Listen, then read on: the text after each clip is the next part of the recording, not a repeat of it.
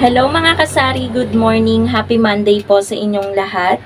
So today is November 25, dating po ngayon ng JTI. So kukuha po tayo ngayon ng sigarilyo. So yung kukunin po natin ngayon na sigarilyo is konti lang po ulit. Dahil guys, sobrang tumal ng sigarilyo ngayon dito sa tindahan ko. Tumumal talaga yung mga JTI cigarettes simula nung nagtaas sila. Plus, isa pa ring problema is yung mga sigarilyo na ibinebenta ng mura na 600 pesos per rim. So, yung ibang customer ko, yun yung pinapatos.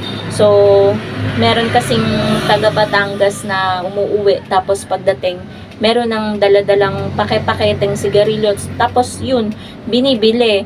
Tapos guys, nawawalan tayo ng sales sa sigarilyo. Kaya medyo affected yung isang sigarilyo natin dito, which is yung Marvels na green. Hindi siya ngayon gumagalaw pa 2 weeks na dahil yung customer ko niyan, nag-iisang customer ko ay bumibili nga ng sigarilyo na peke. Peke ang tawag ko doon kasi mura eh. 600 mga kasari per rim, 10 kaha na. So, hindi yun nag-aano ng tax pag ganun. So, ayun po mga kasari, ngayong Monday, ipapakita ko sa inyo yung mga ganap dito sa tindahan. Ngayon naman medyo sunod-sunod naman yung bumibili. Mag-aantay lang tayo ng ahente natin ng sigarilyo. Magbabayad din tayo ng worth 5,955 yung kinuha natin nung nakaraan kay JTI. New price na po yun dahil tapos na po ang alokasyon. So, ayun guys, balikan ko na lang kayo mamaya. Alam nyo ba mga kasari, sa sobrang affected ng sales natin sa sigarilyo, etong mga sigarilyo na dating mabilis maubos sa atin is, ayan, 2 weeks ng tenga dito sa ating drawer. Plus, meron pa din dito sa ating cigarette organizer. Ayan oh, natetenga. Alam nyo ba ito, dati, nung hindi pa mahal, ito ay talagang ubos. Bumibili pa kami sa palengke ni partner. Pero nung nagmahal siya, tapos, may iba pang nagtitinda ng mga mumurahin na sigarilyo, yung mga hindi nagbabayad ng tax. Alam ko sa parteng Batangas talaga nagmumula yung mga sigarilyo na peke, kaya dapat nauhuli na yung mga nagtitinda nun. Kasi nga, naaagawan ng benta yung mga tindahan, nawawala ng kita yung mga tindahan.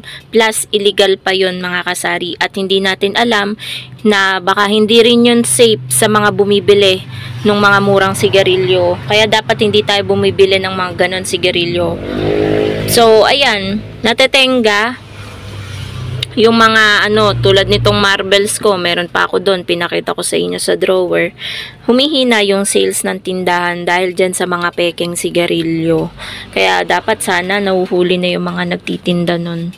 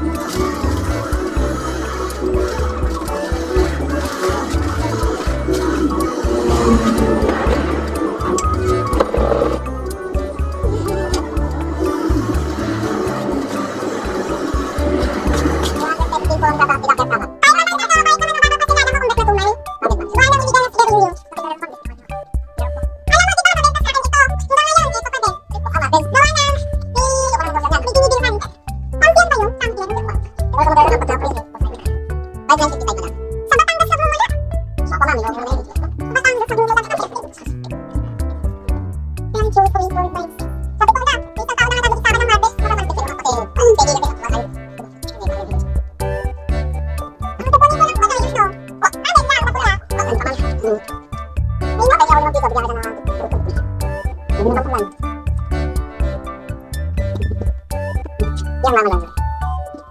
Tinay dito pa man. Meron pa nga rin. Hindi na ako bumili ng Christine sa Bicol Tumal ngayon. Pero yung pinumay ng sigarilyo ngayon, 75%. Wow. Babalik ko lang. Paano lang? Hindi na, dati, diba kada dating yung meron akong nagkatay pa ng benta ng sigarilyo, dati nakapagkat ng 50. Wow, okay.